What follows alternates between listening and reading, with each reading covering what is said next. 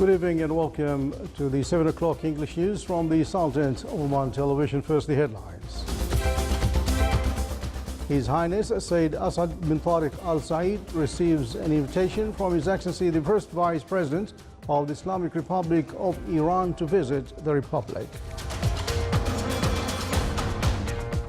The World Bank report puts the Sultanate in the first place in Gulf to start of a commercial activity index and second Arab-wise on trading across borders index.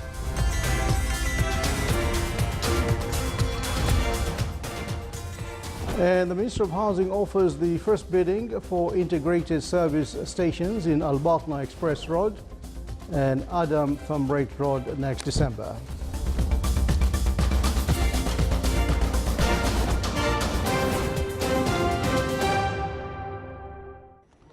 Those were the headlines, and now the news in detail. His Majesty Sultan Qaboos sent cable of greetings to His Excellency President Abdulaziz Bouteflika of Algeria on the occasion of his country's National Day. His Majesty the Sultan also sent cable of greetings to His Excellency President Michael Daniel Higgins of Ireland on the occasion of him being re-elected for a new presidential term. His Highness Sayyid Asad bin Tariq Al Said, Deputy Prime Minister for International Relations and Cooperation Affairs and personal representative of His Majesty the Sultan, received an invitation from His Excellency Ishaq Jahangiri, First Vice President of the Islamic Republic of Iran, to visit the Republic.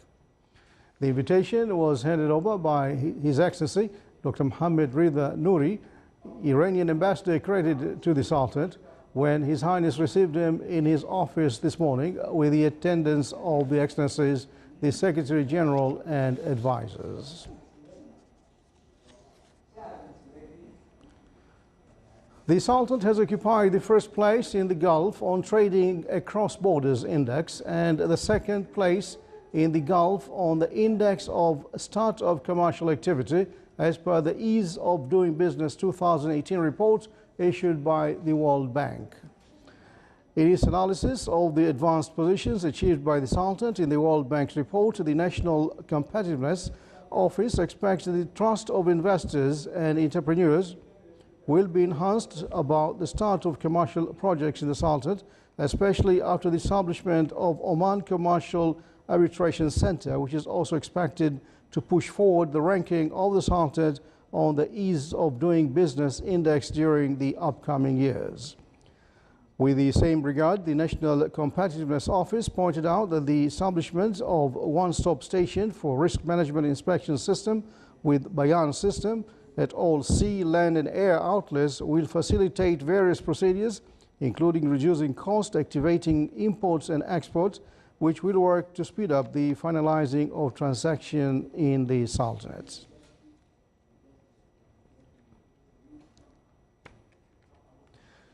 The first bidding for integrated service stations will be offered as first phase next year. 3 of them will be of Batna Express Road and another 3 on Adam Thumbrate Road.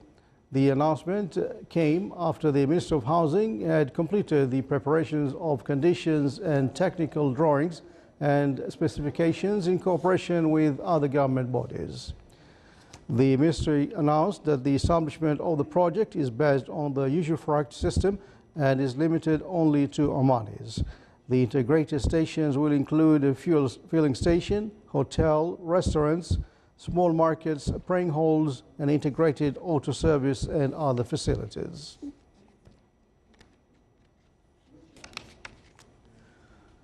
According to scientists and experts, the fourth industrial revolution will cause radical changes in all walks of life, top of which are labor market, science, power, and economic field in the Sultanate. The works have started through many initiatives to build national capabilities in robots, smart intelligence, and programming. Ambitious objectives were made to put the Sultanate strong among 20 countries in the Global Innovation Index by 2040 and among 40 countries in the world by 2020.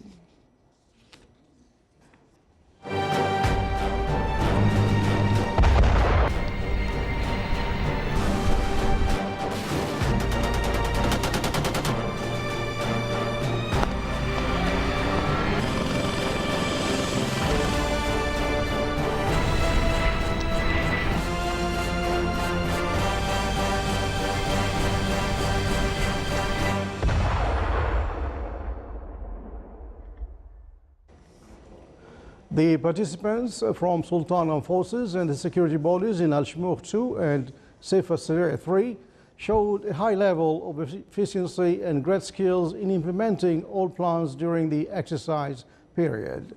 The joint training in both exercises is one of the important major components in the joint military operations system at the Sultan's Armed Forces, side by side with other military and security bodies. Oman soldiers from various divisions proved their high capabilities in dealing with all types of weapons and different circumstances in the exercise operational scene.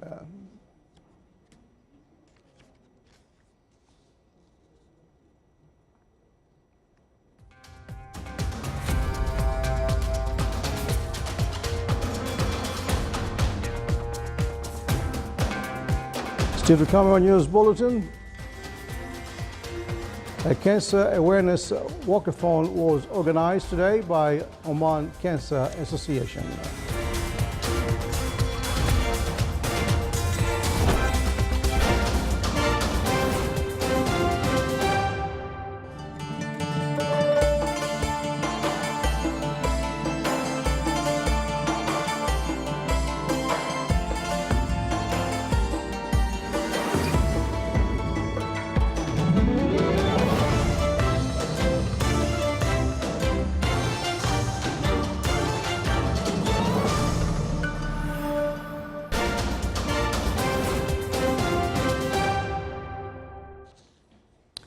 Welcome back to the news from the Sultanate of Oman Television. On other news, South Sudan's opposition leader arrives in the country for nationwide peace celebration. For the first time since fleeing the war-torn country more than 2 years ago, South Sudan's opposition leader Riek Machar returned today to take part in a nationwide peace celebrations under the new peace deal signed on September 12th. Machar will once again serve as President Salva Kiir's deputy. This will be the third time the two men will try to work together since the country erupted into civil war in 2013. The last attempt failed when fighting broke out in the capital Juba in July 2016 and Machar escaped on foot. Machar is joined in Juba for the celebrations by South Sudan's other opposition groups, as well as regional heads of states, including Sudan's President Omar al-Bashir, Ethiopia's first female president Sahle Work Zewde, Uganda's President Museveni, Somalia's President Mohamed Abdullahi Mohamed, and Egypt's Premier Mustafa Kemal Madbouti. A man set off a bomb at the entrance of the local branch of Russia's main intelligence agency in the northern Russian city today, injuring 3 security officials and killing himself. The man entered the local branch of the FSB intelligence agency in Arkhangelsk and removed the bomb from bag, causing it to detonate. Authorities cordoned off the area around the FSB office and boosted security measures at all public offices in the city.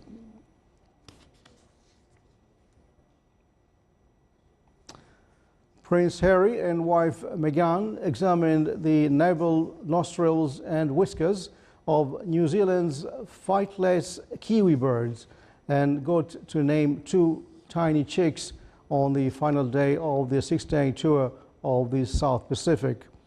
The Duke and Duchess of Sussex visited Kiwi Hatchery in the town of Rotorua today and learned about the breeding program for the threatened birds, which are considered national icons.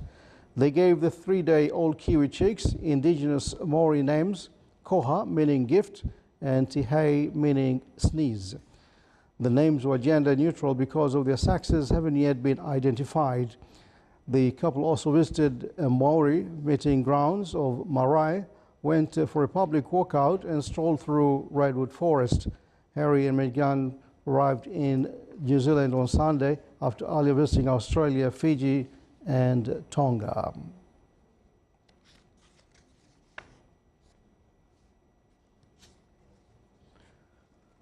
Crews are tearing down a giant water slide that a 10-year-old Kansas boy was riding when he was dishabitated 2 years ago. The deconstruction of the 17-story Verrucht, which was billed as the world's tallest waterslide, began yesterday. Caleb Schwab, the son of Kansas legislator, was riding the slide at the Shelterborn Water Park in Kansas City, Kansas, in August 2016, when the raft he was in went airborne. Caleb was killed when he struck a metal rod after held a safety net in place. The demolition was delayed because of disagreements over which parts of the slide should be preserved for evidence in criminal cases. Charges are pending against the park's co-owner and the ride's designer.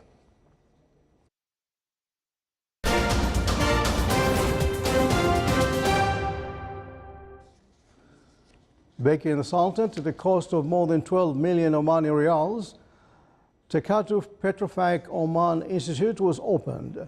The institute works on providing Omani cadres that are capable of operating factories and petrochemicals refineries. The opening of this institute comes within the government's policy towards improving national human resources. His Excellency Mohammed bin Hamid Al-Rumhi, Minister of Oil and Gas, who presided over the opening ceremony, stated that the Omanization percentage at oil and gas sectors reached 80%. The institute annually receives 600 trainees from various governorates of the Sultanate and gives them practical training which simulates works in oil and gas fields, namely petrochemicals and refineries, along with exploration and production.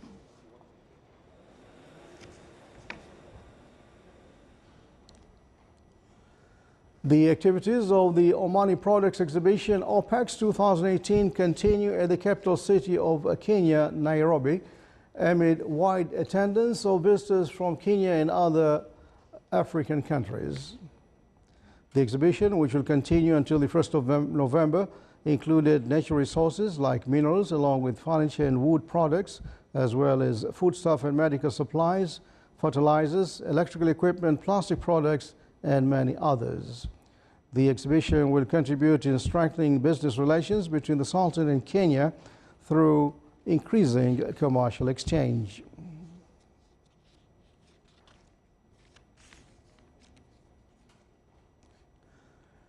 Petroleum Development of Oman, PDO, celebrated the graduation of a new batch of PDO's National Objectives Programs, which was launched in 2011 as part of its training for employment programs. The graduates were enrolled in different technical and non-technical training programs, which are in line with PDO's efforts to support the government's economic diversification drive. This batch included 80 young Omanis who have qualified to work in a range of occupations, including commercial promoters, HSC advisors, real estate brokers, and airline crew.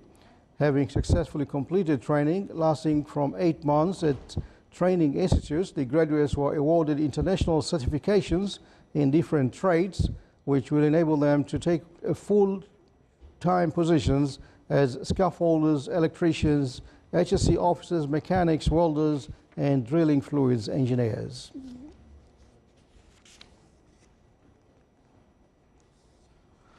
With the aim of raising awareness about cancer, a walkathon was organized by Oman Cancer Association under the patronage of His Highness Sayyid Kamil bin Fahad bin Mahmoud Al Said and the presence of His Excellency the Minister of Information. More details following report with Abdullah Al-Rubai.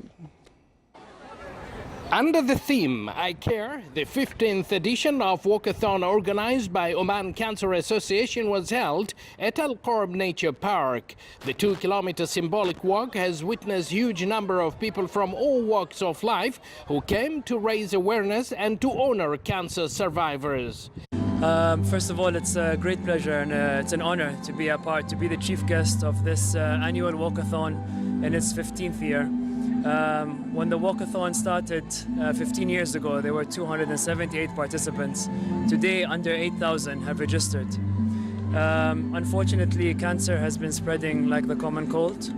Everybody knows a relative or a family member or a friend who has cancer. A lot of people have lost loved ones also to cancer.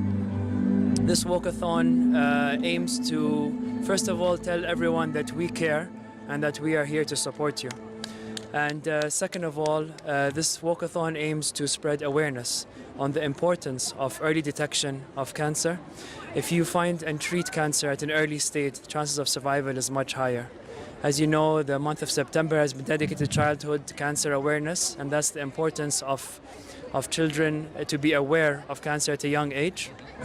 And the month of October has been dedicated to breast cancer, because women are the pillars of our society. So I hope everyone today in this walkathon spreads this message, help raise funds also. And I would like to thank Oman Cancer Association for their continued effort and wish them all the best. And we also like to thank His Majesty Sultan Qaboos and his government for their continued support to support these associations that really make a big difference in all our lives. Indeed, the efforts made by the dedicated board members of the Oman Cancer Association with the people is well realized. U.S. Embassy is really delighted to be here to partake in this 15th annual OCA Walkathon. We're really proud to be part of this event, and it's very special to us, particularly special to me. I've lost family members to cancer, and it's a great event, great awareness to get everyone out here. And again, congratulations to OCA and all of the partners and our other embassy colleagues that are here to partake in this today. After the completion of the walkathon, there were other entertainments presented by volunteers. One of the good example is these 12th grade students from ABA School, Muscat, a musician known for his charitable pursuits. My name is Albara Amar, and I walked here to support the Cancer Association. This walkathon has been one of a powerful and inspiring opportunity to unite the community, to honor breast cancer survivors and raise awareness about steps that are to be taken to reduce the risk of getting breast cancers. Abdullah bin Ahmed Al-Rubi'i, Sultanate of Oman Television, Muscat.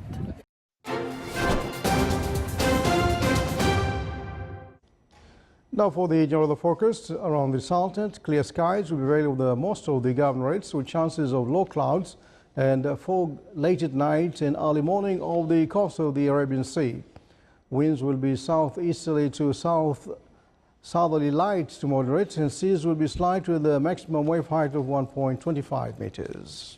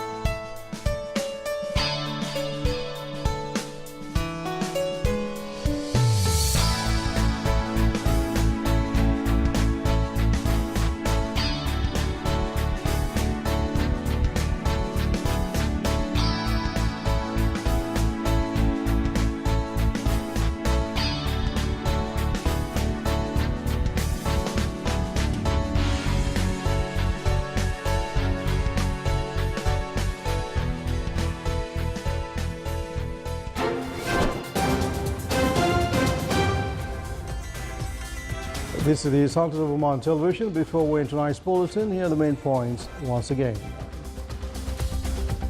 His Highness Sayyid Asad bin Tariq Al Said receives an invitation from His Excellency the First Vice President of the Islamic Republic of Iran to visit the Republic. The World Bank report puts the Sultanate in the first place in the Gulf to start of Commercial Activity Index and the second Arab-wise on Trading Across Borders Index. And the Ministry of Housing offers the first bidding for integrated service stations in Al Batma Express Road and Adam Thumrait Road next December.